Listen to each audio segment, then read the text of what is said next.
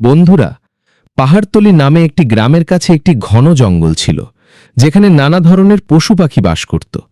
এই জঙ্গলের ধারে একটি ছোট্ট কুটির তৈরি করে এক বিধবা নারী থাকতেন। তার নাম ছিল নূরবানু। নূরবানুর বয়স ছিল প্রায় 25 থেকে 30 বছরের মধ্যে। তার স্বামী 1 বছর আগে এক ভয়ানক রোগে মারা গিয়েছিলেন। নূরবানুর এখন কোনো সাহায্যকারী ছিল না। তিনি জঙ্গল থেকে কাঠ সংগ্রহ করতেন এবং গ্রামে কিছু সেলাই বুননের কাজ করে কোনো রকমে জীবনযাপন করতেন। তিনি সুন্দরী ছিলেন, কিন্তু তার চোখে এক গভীর দুঃখ ছিল, কারণ গ্রামের লোকেরা তার সৌন্দর্যের পিছনে তার একাকিত্ব নিয়ে উপহাস করত। কিন্তু নূরবানু কখনো কারো কথায় মন খারাপ করেননি। তার কাছে এখন জীবনের অর্থ ছিল শুধু প্রতিদিনের প্রয়োজন মেটানো আর কোনো রকমে দিন কাটানো। একদিন নূরবানু জঙ্গলে কাঠ সংগ্রহ করছিলেন। হঠাৎ কাছের একটি গাছ থেকে একটি বড় বানর নেমে এসে তার সামনে বসল। নূরবানু বানরটিকে দেখে একটু ভয় পেলেন, কিন্তু বানরটি কোনো আক্রমণ না করে শুধু এক দৃষ্টে তাকে দেখতে থাকল। তিনি কিছুটা শান্ত হলেন। নূরবানু ধীরে ধীরে তার দিকে তাকিয়ে বললেন, তুই কে? কি চাস? এতটুকু বলতেই বানরটি মাথা নিচু করল, যেন তার কথা বুঝতে পেরেছে। নূরবানু মৃদু হাসলেন এবং আবার নিজের কাজে মন দিলেন। বানরটি সেখানেই বসে তাকে দেখতে থাকল। যখন নূরবানু কাঠ বাঁধতে শুরু করলেন, বানরটি এসে তার সাহায্য করতে লাগল। নূরবানু অবাক হয়ে গেলেন। তিনি বানরটির মাথায় আদর করে হাত বুলিয়ে বললেন, তুই খুব বুদ্ধিমান। সেই দিন থেকে প্রতিদিন বানরটি নূরবানুর কাছে আসত। কখনো তার জন্য ফল আনত, কখনো তার কাজে সাহায্য করত, কখনো কখনো নূরবানুর কুটিরের সামনে বসে সন্ধ্যা পর্যন্ত খেলত। নূরবানুর জীবনে এক নতুন রং এসেছিল। তার ঠোঁটে হাসি ফিরে এসেছিল। এভাবেই সময় কাটতে থাকল এবং নূরবানু ও বানরের মধ্যে এক অদ্ভুত বন্ধন গড়ে উঠল। নূরবানু যখনই একা থাকতেন, বানরটি তাকে হাসানোর চেষ্টা করত। যখন তিনি বিষণ্ণ হতেন, বানরটি তার কাছে এসে তার কাঁধে মাথা রেখে বসত। নূরবানুও তাকে এখন তার পরিবারের একজন বলে মনে করতেন। এক রাতে নূরবানু তার কুটিরের বাইরে বসেছিলেন, চাঁদনি রাতের সৌন্দর্য উপভোগ করছিলেন। হঠাৎ তিনি দেখলেন বানরটি কাছের একটি গাছের ডালে বসে তাকে দেখছে। নূরবানু তার দিকে তাকিয়ে মুচকি হাসলেন। তুই কি আমার সঙ্গে সবসময় থাকবি? তিনি জিজ্ঞাসা করলেন। বানরটি ধীরে ধীরে তার দিকে লাফ দিয়ে তার পায়ের কাছে এসে বসল। নূরবানু তাকে কোলে তুলে নিয়ে তার মাথায় আদর করে হাত বুলাতে লাগলেন। সেই রাতে প্রথমবার নূরবানু তার একাকিত্বের বোধ থেকে মুক্তি পেলেন। এভাবে দিন কাটতে থাকল এবং নূরবানু ও বানরের সম্পর্ক আরও গভীর হতে লাগল। একদিন নূরবানু অসুস্থ হয়ে পড়লেন। তার তীব্র জ্বর হয়েছিল। তিনি কুটিরে শুয়েছিলেন আর বানরটি উদ্বিগ্ন হয়ে তার পাশে বসেছিল। সে জঙ্গল থেকে নানা রকম ফল এনে নূরবানুর সামনে রাখল। নূরবানু কষ্ট করে চোখ খুলে ধীর কণ্ঠে বললেন, তুই আমার জন্য এত চিন্তা কেন করিস? বানরটি তার চোখের দিকে তাকালো। তার দৃষ্টিতে গভীর স্নেহ ছিল, এমন একটি ভালোবাসা যা শব্দের বাইরে। নূরবানু ধীরে ধীরে বানরটির হাত ধরলেন এবং ঘুমিয়ে পড়লেন। বানরটি সারা রাত তার পাশে বসে রইল। কিছুদিন পর নূরবানু সম্পূর্ণ সুস্থ হয়ে উঠলেন। এখন তিনি বানরটি ছাড়া এক মুহূর্তও থাকতে পারতেন না। দুজন একে অপরের অভ্যাস হয়ে গিয়েছিল। নূরবানুর মনে দৃঢ় বিশ্বাস জন্মেছিল যে এই বানর কোনো সাধারণ প্রাণী নয়। তার মধ্যে একটি আত্মীয় স্পর্শ ছিল, যেন কোনো পুরানো আত্মা তার জীবনের অংশ হয়ে ফিরে এসেছে। এক রাতে প্রবল বৃষ্টি হচ্ছিল। নূরবানু কুটিরে বসেছিলেন আর বানরটি তার পাশে এসে বসল। বিদ্যুতের ঝলকে নূরবানু দেখলেন বানরটির চোখ গভীর এবং উজ্জ্বল হয়ে উঠেছে। তিনি তার মাথায় হাত বুলিয়ে বললেন, তুই কি সবসময় আমার সঙ্গে থাকবি? বানরটি ধীরে ধীরে তার কোলে মাথা রাখল। নূরবানুর চোখ থেকে অশ্রু গড়িয়ে পড়ল। তিনি বুঝলেন তার জীবনে যে শূন্যতা ছিল তা এখন পূর্ণ হয়েছে। সেই রাতে তিনি বানরটিকে বুকে জড়িয়ে ধরলেন এবং প্রথমবার এক অদ্ভুত আত্মীয়তার অনুভূতি পেলেন, যেন বহু বছর পর কোনো আপনজনকে ফিরে পেয়েছেন। এভাবে সময় কাটতে থাকল, কিন্তু এখন নূরবানু তার শরীরে এক অদ্ভুত পরিবর্তন অনুভব করতে শুরু করলেন। তিনি বমি বমি ভাব অনুভব করছিলেন। তার ক্ষুধা বেড়ে গিয়েছিল এবং ধীরে ধীরে তার শরীরও বদলাতে শুরু করেছিল। উদ্বিগ্ন হয়ে তিনি গ্রামের দাইয়ের কাছে গেলেন। দাই পরীক্ষা করে বললেন, নূরবানু, তুই গর্ভবতী। এ কথা শুনে নূরবানু হতবাক হয়ে গেলেন। তিনি দাইকে বললেন, এটা কিভাবে সম্ভব? আমার তো কোনো স্বামী নেই। দাই তার চোখের দিকে তাকিয়ে শান্ত কণ্ঠে বললেন, কিন্তু এটা সত্যি মা? নূরবানু দ্বিধায় পড়ে গেলেন। ফিরে আসার পথে তিনি ভাবতে লাগলেন, এটা কি সম্ভব? তার মনে পড়ল সেই রাত যখন তিনি বানরটিকে তার কাছে শুয়েছিলেন এবং তার মনে এক অদ্ভুত শান্তি ও গভীর আত্মীয়তার অনুভূতি হয়েছিল। এটা কি সম্ভব যে বানরটি তার গর্ভের কারণ? এই চিন্তায় তিনি ভয় পেয়ে গেলেন এবং দ্বিধায় পড়লেন। এখন নূরবানু প্রতিদিন বানরটিকে দেখতেন, কিন্তু তার মনে ভয় ও সংকোচ জায়গা করে নিয়েছিল। বানরটি আগের মতোই তার আশেপাশে ঘুরত, তার সাহায্য করত, কখনো ফল আনত, কখনো কাঠ সংগ্রহ করত। কিন্তু নূরবানুর মনে এখন অনেক প্রশ্ন ঘুরপাক খাচ্ছিল। এটা কি ভালোবাসা ছিল, নাকি কোনো অলৌকিক ঘটনা বা অভিশাপ? বানরটি কি সত্যি একটি সাধারণ প্রাণী ছিল, নাকি কোনো দেবতা বা অভিশাপ্ত আত্মা? নূরবানু এই প্রশ্নগুলোর মাঝে ডুবে গিয়েছিলেন, কিন্তু তার কাছে কোনো উত্তর ছিল না। এখন তিনি গভীর দ্বন্দ্বে জড়িয়ে পড়েছিলেন। গর্ভধারণ কোনো সাধারণ বিষয় ছিল না। ধীরে ধীরে এই খবর গ্রামে ছড়িয়ে পড়ল যে নূরবানু গর্ভবতী। গ্রামের মহিলা ও পুরুষরা তার সম্পর্কে নানা কথা বলতে শুরু করল। এক বিধবার পেটে সন্তান, এটা কিভাবে সম্ভব? নিশ্চয়ই এটা কোনো পাপ। হয়তো জঙ্গলের কোনো রাক্ষস তার স্বপ্নে আসে। নূরবানু এই কথাগুলোতে বিব্রত হয়ে পড়লেন। তিনি জানতেন যে তিনি কোনো পুরুষের সঙ্গে কোনো সম্পর্ক করেননি। তবুও এই গর্ভ কিভাবে সম্ভব হলো? বারবার তার মনে পড়ত সেই রাত যখন প্রবল বৃষ্টির মধ্যে তিনি বানকটিকে তার কোলে শুয়েছিলেন। তারপর থেকেই তার শরীরে এই পরিবর্তন শুরু হয়েছিল। একদিন নূরবানু কুটিরের বাইরে বসেছিলেন। বানরটি কাছের একটি গাছের ডালে বসে তাকে দেখছিল। নূরবানু তার দিকে তাকিয়ে জিজ্ঞাসা করলেন, তুই কি জানিস আমার সঙ্গে কি হচ্ছে? বানরটি তার চোখের দিকে একদৃষ্টে তাকিয়ে রইল। তার চোখে সেই গভীর উজ্জ্বলতা ছিল যা সেই বৃষ্টির রাতে ছিল। অশ্রুভরা চোখে নূরবানু বললেন, আমি তোকে ভালোবেসেছি, কিন্তু এটা কিভাবে সম্ভব যে তুই আমার গর্ভের কারণ হলি? যখন গ্রামবাসীরা জানল যে নূরবানু গর্ভবতী, তখন সেখানে হইচই পড়ে গেল। গ্রামের পঞ্চায়েত নূরবানুকে ডাকল। গ্রামের মুখিয়া কঠোর কণ্ঠে জিজ্ঞাসা করলেন, নূরবানু, সত্যি করে বল, তোর গর্ভের পিতাকে? নূরবানু মাথা নিচু করে দাঁড়িয়ে রইলেন। কিছুক্ষণ পর তিনি ধীর কণ্ঠে বললেন, আমি জানি না। পঞ্চায়েতের লোকেরা বলল, তুই মিথ্যা বলছিস, কারো সঙ্গ ছাড়া গর্ভ কিভাবে ধরে? কিছু মহিলা বলল, নিশ্চয়ই এর কারো সঙ্গে গোপন সম্পর্ক ছিল। নূরবানু সাহস সংগ্রহ করে বললেন, আমার জীবনে কোনো পুরুষ আসেনি, কিন্তু একটি বানর আছে যে প্রতিদিন আমার সঙ্গে থাকে, আমার সাহায্য করে, আমার সহায়। মুখিয়া হেসে বললেন, কি বলছিস? তুই বলতে চাস যে একটি বানরের কারণে তোর গর্ভ হয়েছে? গ্রামবাসীরা হো হো করে হেসে উঠল, কিন্তু নূরবানুর মুখে গাম্ভীর্য ছিল। তিনি বললেন, আমি কখনো কারো সঙ্গে সম্পর্ক করিনি, আমিও জানি না এটা কিভাবে হলো, কিন্তু এটা সত্যি যে বানরটি আমার কুটিরে আসার পর থেকে আমার জীবন বদলে গেছে। গ্রামের লোকেরা এই কথা শুনে নূরবানুকে অপবিত্র ও কলঙ্কিত বলে মনে করল। গ্রামের মহিলারা তার সঙ্গে কথা বলা বন্ধ করে দিল। বাচ্চারা আর তার কুটিরের কাছে খেলতে আসত না। নূরবানু এখন সম্পূর্ণ একা হয়ে গিয়েছিলেন। সবাই তার সঙ্গে সম্পর্ক ছিন্ন করেছিল।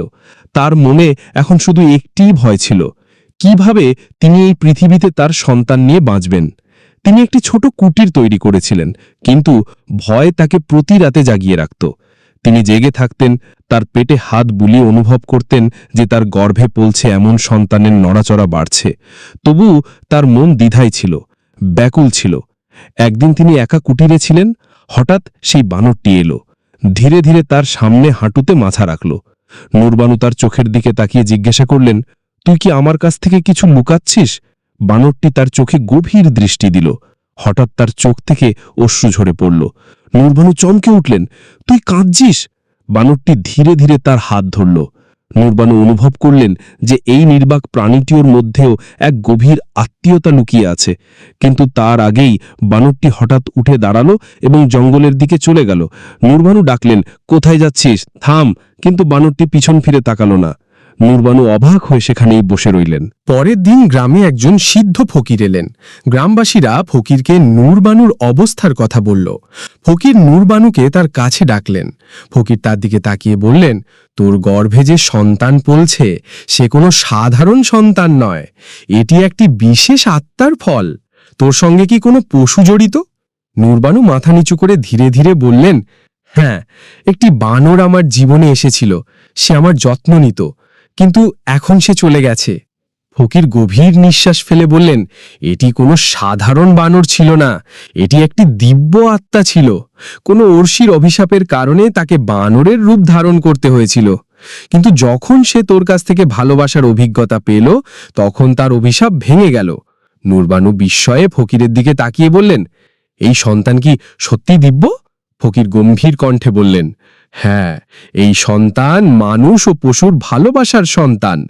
কিন্তু এই সন্তানের জন্মের সঙ্গে একটি বড় সংকটও আসবে। এই সন্তানকে তার অস্তিত্বের জন্য কঠিন সংগ্রাম করতে হবে। নূরবানুর ভয়ে কাঁপতে কাঁপতে জিজ্ঞাসা করলেন, এটা কেমন সংকট ফকির বাবা? ফকির উত্তর দিলেন, এই সন্তান বিশেষ শক্তিতে সমৃদ্ধ হবে, কিন্তু তাকে পাওয়ার জন্য অন্ধকারের শক্তিও সক্রিয় হয়ে উঠবে। তোকে তোর সন্তানের রক্ষার জন্য সব সম্ভব চেষ্টা করতে হবে। নূরবানুর চোখে ভয় ও আশঙ্কা স্পষ্ট ফুটে উঠল। তিনি জিজ্ঞাসা করলেন, কিন্তু সেই বানর কোথায় গেল? ফকির বললেন, সে এখন তার আসল রূপে ফিরে গেছে। সে দেবত্ব লাভ করেছে, কিন্তু যখন সংকট আসবে সে অবশ্যই ফিরে আসবে এবং তোকে সাহায্য করবে।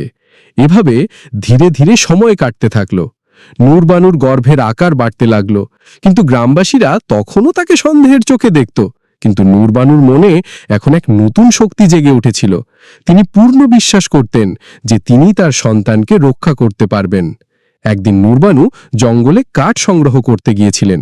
হঠাৎ ঘন গাছের মাঝ থেকে এক ভয়ঙ্কর আওয়াজ এলো। নূরবানু দেখলেন সামনে একটি বিশাল কালো সাপ ফনা তুলে দাঁড়িয়ে আছে। ভয় পেয়ে নূরবানু পিছু করতে চাইলেন, কিন্তু সাপটি তার দিকে এগিয়ে আসতে লাগল। ঘাবড়ে গিয়ে তিনি চোখ বন্ধ করে ফেললেন। হঠাৎ বাতাসে একটা হট্টগোল হলো। যখন নূরবানু চোখ খুললেন, দেখলেন সামনে সেই বানরটি দাঁড়িয়ে আছে, কিন্তু এবার তার চোখে তীব্র উজ্জ্বলতা ছিল। সে কালো সাপের দিকে লাফিয়ে উঠল এবং জোরে ধাক্কা দিল। সাপটি ফোঁস করে উঠল এবং অন্ধকারে মিলিয়ে গেল। নূরবানু কাঁপতে কাঁপতে বানরটির দিকে তাকিয়ে রইলেন। বানরটি তার চোখের দিকে তাকালো। সেই আত্মীয়তা তখনও ঝলকাচ্ছিল, কিন্তু নূরবানু কিছু বলার আগেই বানরটি আবার জঙ্গলের দিকে ছুটে গেল। নূরবানু এখন বুঝে গিয়েছিলেন যে তার গর্ভের সন্তান কোনো সাধারণ সন্তান নয়, বরং এটি একটি দিব্য শক্তির প্রতীক যা তার গর্ভে পলছে। বানরটির হঠাৎ আবির্ভাব এবং সাপ থেকে তার রক্ষা করা এই কথার প্রমাণ ছিল যে কিছু বড় ঘটতে চলেছে। তবুও নূরবানুর মনে সন্দেহ ছিল, সেই বানরটি কি সত্যি দিব্য আত্মা ছিল? যদি সে কোনো অর্ষির অবতার হয়, তবে সে আমার থেকে দূরে কেন চলে গেল? আর সেই সাপটি কে ছিল? এই অমীমাংসিত প্রশ্নগুলোর কারণে নূরবানুর মনে অস্থিরতা বাড়তে থাকল। গর্ভের সময় এখন পূর্ণ হতে চলেছিল। নূরবানুর শরীর ভারী হয়ে গিয়েছিল এবং তার চলাফেরায় কষ্ট হচ্ছিল। গ্রামের মহিলারা তখনও তার থেকে দূরত্ব বজায় রাখছিল। নূরবানুর জন্য এক একটি দিন কাটানো খুব কঠিন হয়ে উঠছিল। এক রাতে প্রচণ্ড ঝড় উঠল। আকাশে বিদ্যুৎ চমকাচ্ছিল। নূরবানু তার কুটিরের ভেতর একা বসেছিলেন। হঠাৎ তিনি অনুভব করলেন যে কুটিরের বাইরে কারো পায়ের শব্দ হচ্ছে। তিনি ধীরে ধীরে দরজা খুললেন। দেখলেন একটি কালো কাপড়ে মোড়া ব্যক্তি তার কুটিরের সামনে দাঁড়িয়ে আছে। তুমি কে? নূরবানু ভয় পেয়ে জিজ্ঞাসা করলেন। সেই ব্যক্তি ধীরে ধীরে তার দিকে হাত বাড়াল। তার হাতে একটি লম্বা ত্রিশূল ছিল। তার মুখে এক অদ্ভুত উজ্জ্বলতা ছিল, কিন্তু তার চোখে নিষ্ঠুরতা ঝলকাচ্ছিল।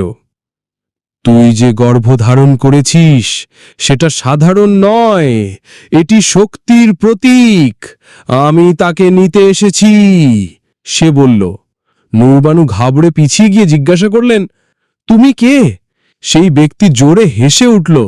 তার কণ্ঠস্বর গমগম করে উঠল, আমি রাক্ষস কালকেতু, সেই দিব্য আত্মা যে তোকে গর্ভবতী করেছে সে আমার শত্রু। সেই সন্তানকে জন্মের আগেই ধ্বংস করতে হবে। যদি তাকে জন্ম দিতে দেওয়া হয় তবে সৃষ্টির ভারসাম্য নষ্ট হয়ে যাবে। কালকেতু গর্জন করে বলল। নূরবানু কাঁপতে কাঁপতে তার গর্ভে হাত রেখে বললেন, তুমি আমার সন্তানের কোনো ক্ষতি করতে পারবে না। কিন্তু কালকেতু জোরে হেসে বলল, আমার থেকে বাঁচা অসম্ভব। সে নূরবানুর দিকে এগিয়ে আসছিল। হঠাৎ জঙ্গলের ভেতর থেকে একটা গর্জন শোনা গেল। নূরবানুর চোখের সামনে অন্ধকারে দুটি জ্বলন্ত চোখ ঝলছিল। কালো মেঘের মতো একটি বিশাল আকৃতি প্রকট হল। সেই বানরটি ছিল। সে এক লাফে সোজা রাক্ষস কালকেতুর সামনে এসে দাঁড়াল। তার চোখে আগুন জ্বলছিল এবং তার শরীর থেকে তীব্র আলোর কিরণ বের হচ্ছিল। কালকেতু ত্রিশূল তুলে বানরটির দিকে এগিয়ে দিল, কিন্তু বানরটি গর্জন করে তার উপর ঝাঁপিয়ে পড়ল। দুজনের মধ্যে ভয়ঙ্কর যুদ্ধ শুরু হয়ে গেল। নূরবানু ভয় পেয়ে তার কুটিরের দরজায় দাঁড়িয়ে সব দেখছিলেন। বানরটি তার লম্বা লেজ দিয়ে কালকেতুর ত্রিশূল শক্ত করে ধরে তাকে জোরে হাওয়ায় ছুড়ে দিল। কালকেতু ক্রোধে ফেটে পড়ল এবং দ্রুত বানরটির ওপর আক্রমণ করতে লাগল। কিন্তু বানরটি খুব চতুরতার সঙ্গে তার প্রতিটি আঘাত এড়িয়ে যাচ্ছিল। হঠাৎ বানরটি পূর্ণ শক্তিতে কালকেতুর বুকে এক ভয়ঙ্কর আঘাত করল। কালকেতু মাটিতে পড়ে গেল এবং ব্যথায় কাতরাতে লাগল। তখন আকাশে বিদ্যুৎ চমকাতে লাগল আর চারদিকে দিব্য আলো ছড়িয়ে পড়ল। কালকেতুর শরীর জ্বলতে শুরু করল, ধোঁয়ায় পরিণত হয়ে ধীরে ধীরে অদৃশ্য হয়ে গেল। বানরটি নূরবানুর দিকে তাকাল। তার চোখে গভীর শান্তি ও করুণা ছিল। ভয়ে কাঁপতে কাঁপতে নূরবানু ফিসফিস করে বললেন, তুই কে? বানরটি ধীরে ধীরে তার দিকে এগিয়ে এলো। তার নরম হাত নূরবানুর হাতে রাখল। তখন তার পুরো দেহ থেকে দিব্য আলো ফুটে উঠল এবং সে এক সুন্দর যুবকে রূপান্তরিত হল। নূরবানু হতভাগ হয়ে গেলেন। তার সামনে এক সুন্দর দিব্য যুবক দাঁড়িয়েছিল, যার শরীর থেকে তেজ ঝলকাচ্ছিল। তার চোখে করুণা ও ভালোবাসার গভীরতা ছিল। নূরবানু, আমি কোনো সাধারণ বানর ছিলাম না। আমি অর্ষির পুত্র। আমার উপর অভিশাপ ছিল যে যতক্ষণ না আমি কোনো নারীর ভালোবাসার পরীক্ষায় উত্তীর্ণ হব, ততক্ষণ আমাকে পশুজনিতে থাকতে হবে। নূরবানু বিস্ময়ে জিজ্ঞাসা করলেন, তবে তুই আমাকে ভালোবাসলি কেন? যুবকটি বলল, কারণ তোর ভালোবাসা ছিল নিষ্কলঙ্ক ও নিঃস্বার্থ। তুই আমাকে কোনো লোভ ছাড়াই ভালোবেসেছিলি, এই কারণেই আমার অভিশাপ মুক্ত হয়েছে। কিন্তু এখন এক নতুন পরীক্ষা সামনে। নূরবানু চমকে জিজ্ঞাসা করলেন, কি ধরনের পরীক্ষা? যুবকটি বলল, তোর গর্ভে যে সন্তান বড় হচ্ছে সে কোনো সাধারণ সন্তান নয়, সে সৃষ্টির ভারসাম্যের প্রতীক। কিন্তু কালকেতু নামে রাক্ষসরা এখনো সক্রিয়। তারা এই সন্তানকে জন্ম নিতে বাধা দেবার চেষ্টা করবে। তোকে তার রক্ষা করতে হবে। নূরবানু যুবকটির হাত ধরে বললেন, কিন্তু তুই আমাকে একা ফেলে চলে গিয়েছিলি কেন? যুবকটি বলল, আমি তোকে তাই ছেড়ে গিয়েছিলাম যাতে আমার ভালোবাসা সত্য প্রমাণিত হয়। আমি জানতে চেয়েছিলাম তুই আমার অনুপস্থিতিতেও তোর সন্তানের রক্ষা করবি কিনা, আর তুই প্রমাণ করে দিয়েছিস যে তুই একজন সত্যিকারের সঙ্গিনী। নূরবানুর চোখ থেকে অশ্রু গড়িয়ে পড়ল। তিনি যুবকটিকে বুকে জড়িয়ে বললেন, আমি তোকে কখনো যেতে দেব না। যুবকটি বলল, এখন আমি তোকে ছেড়ে কোথাও যাব না, কিন্তু তোর গর্ভের রক্ষার জন্য আমাকে আরেকবার আমার দিব্যরূপে যেতে হবে। যখন তোর ও তোর গর্ভের জীবনের উপর বিপদ আসবে, তখন আমি ফিরে আসব। নূরবানু ঘাবড়ে বললেন, কিন্তু তুই চলে গেলে আমি একা কিভাবে থাকব? যুবকটি তার মুখ দুহাতে ধরে বলল, তোর মনে যে শক্তি আছে সেই শক্তিই তোর রক্ষা করবে, আর আমি তোর সঙ্গে সব সময় থাকব, যদিও তুই আমাকে দেখতে না পাস। যুবকটি ধীরে ধীরে নূরবানুর হাত ছাড়ল এবং আবার তীব্র আলোয় পরিণত হয়ে বানরের রূপে ফিরে এলো। বানরটি নূরবানুর দিকে শেষবার ভালোবাসার দৃষ্টিতে তাকালো এবং জঙ্গলের দিকে ছুটে গেল। নূরবানু সেখানেই বসে রইলেন। তার মনে ভয় ও ভালোবাসার মিশ্রণ ছিল। তিনি জানতেন যে তার গর্ভে যে সন্তান পলছে সে এখন শুধু তার ভাগ্য নয়, সেই সন্তান সৃষ্টির ভবিষ্যতের রক্ষক। নূরবানুর গর্ভের সময় পূর্ণ হচ্ছিল। তার শরীরে নড়াচড়া বাড়তে শুরু করেছিল। গ্রামের লোকেরা তখনও তাকে সন্দেহের চোখে দেখছিল, কিন্তু নূরবানুর মনে এখন কোনো সংশয় ছিল না, কোনো ভয় ছিল না। তিনি পূর্ণ বিশ্বাস করতেন যে তার সন্তানের জন্ম একটি দিব্য উদ্দেশ্যের জন্য হচ্ছে। সকাল হতেই গ্রামে অদ্ভুত হট্টগোল শুরু হলো। আকাশে অন্ধকার ছেয়ে গেল, গাছপালা দ্রুত দুলতে লাগল, পাখিরা ভয়ে এদিক ওদিক উড়তে শুরু করল। নূরবানু কুটিরের বাইরে এসে দেখলেন গ্রামের বাইরে একটি কালো আকৃতি দাঁড়িয়ে আছে। সেটি ছিল কালকেতু। তার লাল চোখে ক্রোধের জ্বালা জ্বলছিল। সে গর্জন করে বলল, আমি ফিরে এসেছি, তোর গর্ভের সন্তানকে আমি জন্ম নিতে দেব না। নূরবানু অসীম সাহসে বললেন, তুই আমার সন্তানকে ছুঁতেও পারবি না। কালকে তো জোরে হেসে ঠাট্টা করে বলল, তুই একা কি করতে পারিস? আমি নিজেই অন্ধকারের স্বামী, তোর শেষ নিশ্চিত। নূরবানু তার গর্ভে হাত রেখে বললেন, আমার গর্ভের রক্ষা স্বয়ং ঈশ্বর করছেন। তুই যতই চেষ্টা কর, আমার সন্তানের কোনো ক্ষতি করতে পারবি না। রাক্ষস কালকেতু ত্রিশূল তুলে নূরবানুর দিকে ছুড়ল। নূরবানু চোখ বন্ধ করে ফেললেন। হঠাৎ বাতাসে একটি গর্জন হল। নূরবানু দেখলেন সামনে সেই বানরটি দাঁড়িয়ে আছে। তার চোখ থেকে আগুনের জ্বালা বের হচ্ছিল। বানরটি লাফিয়ে ত্রিশূলটি হাওয়ায় ধরে ফেলল এবং কালকেতুর ডেকে ছুড়ে দিল। ত্রিশূলটি কালকেতুর বুকে গেঁথে গেল এবং কালকেতু ব্যথায় চিৎকার করে উঠল। বানরটি বলল, কালকেতু, তোর শেষ এখন নিশ্চিত। এখন তুই এই সৃষ্টির অংশ থাকবি না। কালকেতু ক্রোধে বলল, তুই আমাকে হারাতে পারবি না। বানরটি জোরে লাফিয়ে কালকেতুর মাথায় আঘাত করল।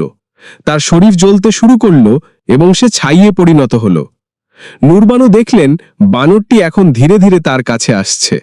তার চোখে ভালোবাসা ও শান্তির ভাব ছিল। বানরটি তার হাত স্পর্শ করল এবং বলল, এখন তোকে তোর ভাগ্যের মুখোমুখি হতে হবে। নূরবানু হঠাৎ তীব্র ব্যথা অনুভব করলেন। তিনি মাটিতে বসে পড়লেন এবং বানরটি তার মাথায় হাত রাখল। নূরবানু অনুভব করলেন যেন একটি দিব্য শক্তি তার মধ্যে প্রবেশ করছে। ধীরে ধীরে তার ব্যথার মাঝে একটি মধুর আলো প্রকট হল। একটি শিশুর কান্নার শব্দ শোনা গেল। নূরবানু দেখলেন তার কোলে একটি দিব্য শিশু, যার শরীর থেকে স্বর্ণিম আলো বের হচ্ছে। বানরটি শিশুটিকে দেখে বলল, এই সন্তান মানুষ ও সৃষ্টির মিলনের প্রতীক। এটি ভবিষ্যতে সত্য ও ধর্মের প্রতিষ্ঠা করবে। এর রক্ষা করা তোর কর্তব্য। নূরবানু ভালোবাসার সঙ্গে শিশুটিকে কোলে তুলে বললেন, আমি অবশ্যই এর রক্ষা করব। বানরটি মুচকি হেসে বলল, এখন আমার কাজ শেষ হয়েছে। নূরবানু খাবড়ে বললেন, এখন তুই আমাকে ফেলে যাস না। বানরটি বলল, এখন আমাকে আমার আসল রূপে ফিরতে হবে, কিন্তু যখন তোর প্রয়োজন হবে আমি অবশ্যই ফিরব। নূরবানুর চোখ থেকে অশ্রু ঝরে পড়ল। তিনি বললেন, তুই কে? বানরটি বলল, আমি অর্শির পুত্র, কিন্তু এখন আমি তোর জীবনের রক্ষক হয়ে গেছি। যখন এই শিশুর ওপর বিপদ আসবে আমি অবশ্যই আসব। নূরবানু শিশুটিকে কোলে তুলে বললেন, আমি জানি তুই কখনো আমাকে একা ফেলে যাবি না। বানরটি তার দিকে ভালোবাসার দৃষ্টিতে তাকালো এবং ধীরে ধীরে স্বর্ণিম আলোয় মিলিয়ে গেল। নূরবানু আকাশের দিকে তাকিয়ে অনুভব করলেন যে তার জীবন এখন এক নতুন দিশায় এগিয়ে গেছে। গ্রামের লোকেরা, যারা আগে নূরবানুকে কলঙ্কিত মনে করত, তারা এখন তাকে সম্মান করতে শুরু করল। নূরবানু তার পুত্রের লালন পালন অত্যন্ত ভালোবাসা ও সাহসের সঙ্গে করলেন। তিনি বিশ্বাস করতেন যে যেদিন তার পুত্রের সামনে কোনো বিপদ আসবে, সেদিন সেই দিব্য বানর তার সাহায্যে ফিরে আসবে। বানরটির ভালোবাসা এখন নূরবানুর জীবনের অবিচ্ছেদ্য অংশ হয়ে গিয়েছিল। এই গল্পটা এক গভীর ভালোবাসা আর পবিত্রতার প্রতীক, যা অনেককে ছুঁয়ে যাবে, অনুপ্রাণিত করবে। বন্ধুরা, আজকের গল্পটা কেমন লাগলো? নিচে একটি সুন্দর মন্তব্য করে জানাতে ভুলবেন না। ভালো লেগে থাকলে ভিডিওতে লাইক দিন আর চ্যানেলটি সাবস্ক্রাইব করুন। আজকের ভিডিওটি আমাদের সম্মানিত দর্শক নূরবানুকে উৎসর্গ করলাম। আপনার নামেও যদি এমন গল্প চান, তাহলে কমেন্টে আপনার নাম লিখে জানান।